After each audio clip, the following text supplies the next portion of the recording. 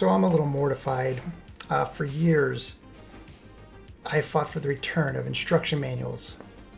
And recently, I found out from finding this in the archives that I might have been instrumental in dismantling the thing I've been trying to save for the last 20 years.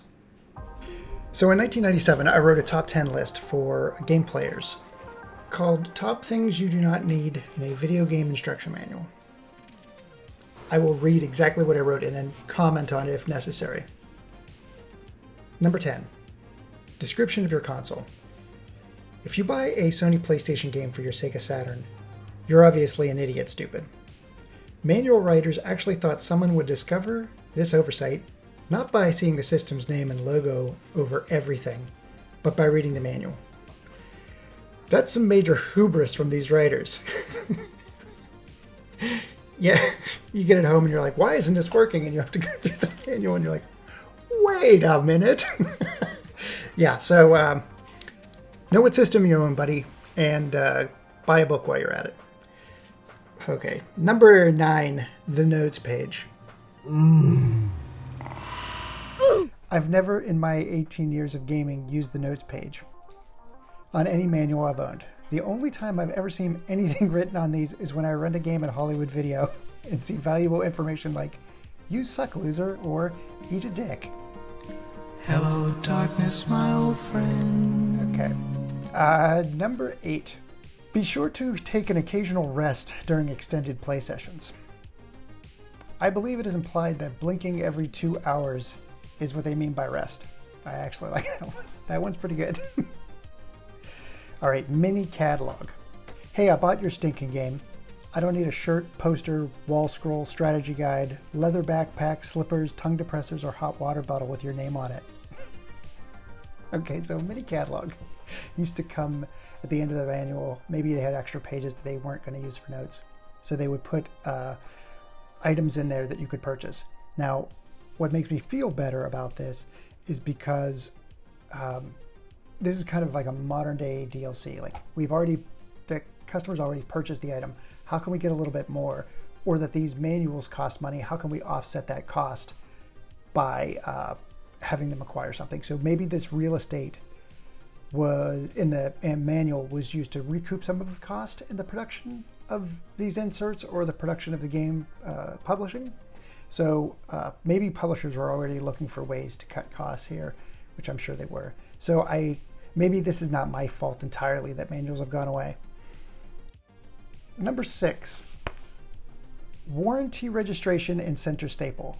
Now I know this is probably not going to make sense either, but they used to put the registration for the game right in the center of the manual. So the manual would be done, and then they would put this piece right in the middle as they're doing the print runs through. Here's what I said. So let me read what I wrote. Hey, game companies, it's the 90s. It's all about perforation these days, baby. I currently have 2 manuals and 8 pieces because I foolishly removed this card. So the card was sitting right in the middle, and they used super heavy duty staples, a very, very like elongated staples, so they kind of overlapped. The paper, however, used to make these manuals was maybe 40-pound janitorial toilet paper supply levels of thin. So it would wear out normally after a few weeks of even basic page turning. So actually having the registration card in there and having to take the staple out was like pulling a pin on a very loose paper hand grenade. You're never going to get it back together. We're down to the top 5. I'm finding some humor in this. Hopefully it gets better for you out there. Number 5. Oh God, this is great. Page numbers, table of contents, and an index in a 4-page manual. All I have written here is, I just don't understand. How little do you know about your game that you can't fill 4 pages to talk about it? If it's a video game, you can talk about story, you could talk about controls, you could talk about all of these pieces, but if you can't fill up 4 pages on it, you're like a little kid trying to do a report on a book he's never read. My favorite part of Maze Craze would would be the mazes or how crazy they were. How many pages do I have left? 3.5. For more information on what a maze is, please check the index or table of contents. So stupid. I'm sorry, that made me laugh. I don't know why. I laugh like at my own jokes. I'm an idiot. That's probably why I like this list. Probably why I wrote it. Okay, number 4. Welcome to blank. All right, this is going to be an interesting one. Any manual that congratulates you on your purchase and then pats you on the back for your wise decision-making abilities is only trying to delay you from playing the game. This text was most likely coming from the writer of the story, and the longer this section is, the more likelihood their ideas were not actually used in the game. It's true. If this section is more than 1 page long, please return the game immediately. So a lot of companies would put a welcome to section where you would just like, welcome to, Nintendo would be like, welcome to Hyrule, or, you know, Atari would have a game like, you have made an exceptional decision in purchasing this title. Again, I see some of the value in that, but if it is longer than a page long, please move on to another game, because I can guarantee it's probably not that great. Again, all this does not apply to Nintendo, for God's sakes. I know Nintendo does a great job of this stuff, or did. They still are the only ones doing color manuals, so they understand and stuck around. And I hate giving Nintendo's credibility or kudos, because I'm not a huge fan, but got to give credit where it's due. All right, that's down to 4. We're in the top 3. God have mercy on you all. These aren't hilarious, but I still agree with most of them, which is nuts. It's number 3. All right, and if you're still here, this is good. Do not bend, crush, or submerge it in liquids. When is this series of practices good to do on anything? If they're going to tell you this meaningless information, they should also add do not eat, inject, probe, mangle, use as clay pigeon, ruin, abandon, lick, spay, expose to extreme heat, place in freezer, use as coaster, staple, scrape across sidewalk, or launch from cannon. It's freaking ridiculous. Yeah, like, when is submerging something in liquids a good idea on anything? I guess you have to cover it in the same way the car manufacturers or commercials, people who make commercials say, the professional driver, do not attempt. But it's just so ridiculous. Do not bend, crush, or submerge in liquids on a CD. That's absolutely bananas. What was crazy, what they should have had is do not flip face down on a table full of just garbage or throw on your carpet, because that will destroy it far more quickly, or I'm guessing thousands of more games were destroyed that way than submerging it in liquids. Not sure why that's not in the instruction manual. Anyways, number 2. Now we're in the top 2. These are these are both troubleshooting.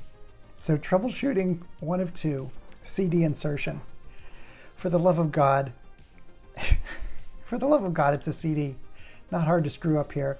Honestly, if you need an instruction manual to tell you how to insert a CD into your system, it's time to get another hobby, preferably one far away from electronics. That's... Did you insert the CD upside down? Is it in the system? These are good. These are good troubleshooting tips. All right, and now down to number 1. This one's good. Troubleshooting 2 of 2. Turn power on. I know... Have you made sure your console's turned on? Is it plugged in? I know gamers aren't always given a fair shake when it comes to intelligence, but come on. What percentage of the population is stupid enough to put bread in a toaster and then not push the bread plunger down and then go on to question why the bread isn't getting brown? Okay, this one is actually pretty funny, but I was probably a little too hard on these folks because I've been around. It's been 20 years since I've written this, and I've gone on to see the limits of people's intelligence. It's kind of like that quote from Men in Black. A person is smart. People are dumb, panicky, dangerous animals, and you know it. So this was printed back in 1997. And I went on to work at Game Crazy just 2 years later in 1999. So I went from complaining about manuals to where I went into Game Crazy and went to the distribution center of the warehouse, and they were already starting to throw these manuals away. And I was like, don't throw them away. These are great for collectability and resale. But they were taking up space in the warehouse, and they had to be organized, maintained, preserved. and they didn't have the bandwidth or the personnel for that. And also, in their defense, nobody's reading manuals because actually it seems like nobody knows how to turn their consoles on, much less read, right? So all I'm getting at is that if I was at the tip of the sickle in terms of the death of these manuals, then I sincerely apologize. And from me reading this, I'm sure somebody could have looked at it and was swayed by how well written and concise the message was, that they made the decision to start eliminating these manuals altogether. If I am responsible for that, to everyone, myself included, that likes manuals, I sincerely apologize. So that's that. Thank you all very much for watching. Please click the link and subscribe. And the next video up is my Dragon's Lair machine, which just came in last week. So I'm very much looking forward to that. All right, all, have a fantastic afternoon. Enjoy the rest of your day, and we'll talk again soon.